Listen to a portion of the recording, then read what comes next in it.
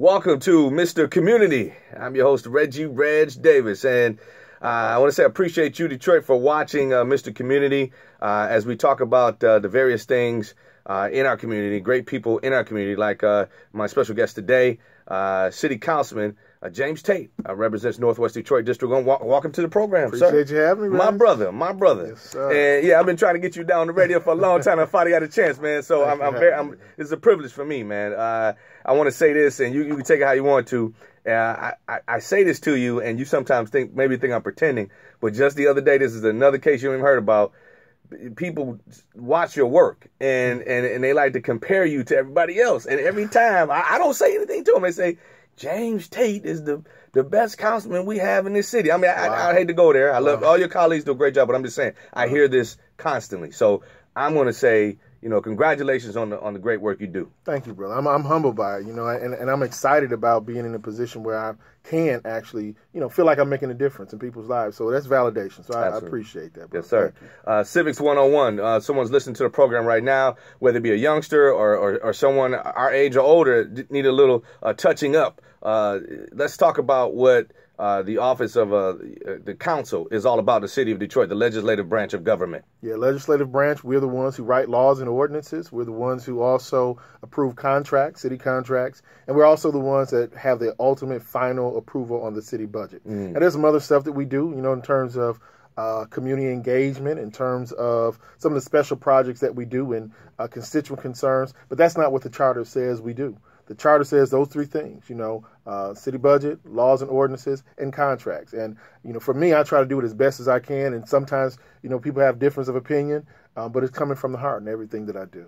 So the nucleus, or the most important part of what you guys do is the contracts, the budgeting, and that type of thing. But when you talk about your community responsibility, let's go ahead and talk about it. The charter says one thing, but you as a stand-up a citizen of the city of Detroit, take on that responsibility of going out into the community. You throw more, you hold more, if I might say, community meetings via every month than anybody else. So you see how important that is. Yeah, I always try to be the councilman that I've always wanted to see, and one thing, being an elected official, that's a title, a council member is a title, but being a statesman is even more so. So you have to build relationships, and you can't build relationships if you're downtown all the time. That's where my actual office is, but we host 3 community meetings every month. So every first and third Wednesday, my staff and I, we go out to a lovely place that I'm in love with in Old Redford called Motor City Java and Tea House.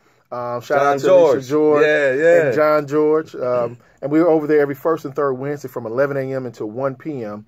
And we average about 25, sometimes up to 45 or so people, which is pretty good. Crazy time of day, but we wanted to make sure we're out and accessible in the community. And we also make sure that we purchase everyone's first beverage. I use my office budget to do that. That's good stuff. So, we don't want people just come in and suck up the air and not patronize the business. But then we also, every 4th Saturday of the month, we have what's called the District 1 monthly meeting. And we move that around on purpose because we don't want to just be on one side of town. We don't want people to say, well, you're only hanging out over there. We want people to be able to build a sense of unity and camaraderie. And we've been doing that for 4 years. Actually, both of them for 4 years now. The District 1 monthly meeting we've been doing for 5 years.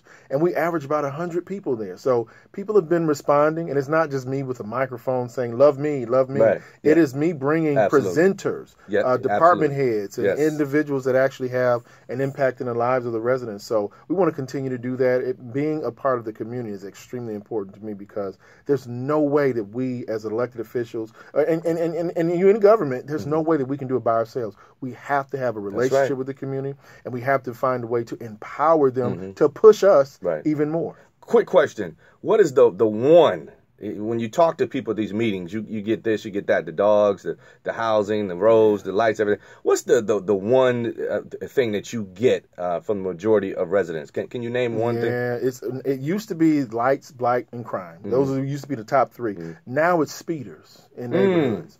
No matter where you are, you hear people saying they just drive right through stop signs, and then litter. That's the other thing. People, you'll see them just drive down the street and throw something right out the window.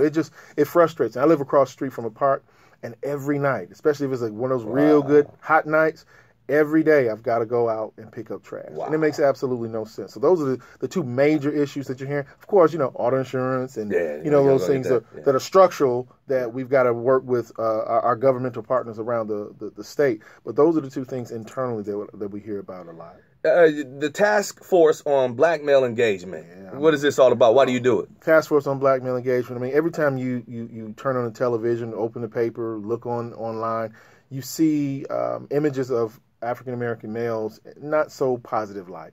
And so for me, it was important to make sure that we do what we can to empower the black men. And not just black men, but our boys as well. Many of our young men have absolutely no strong male role model in their lives. And so we try to fill that gap as best as possible. I've reached out to men all across the community.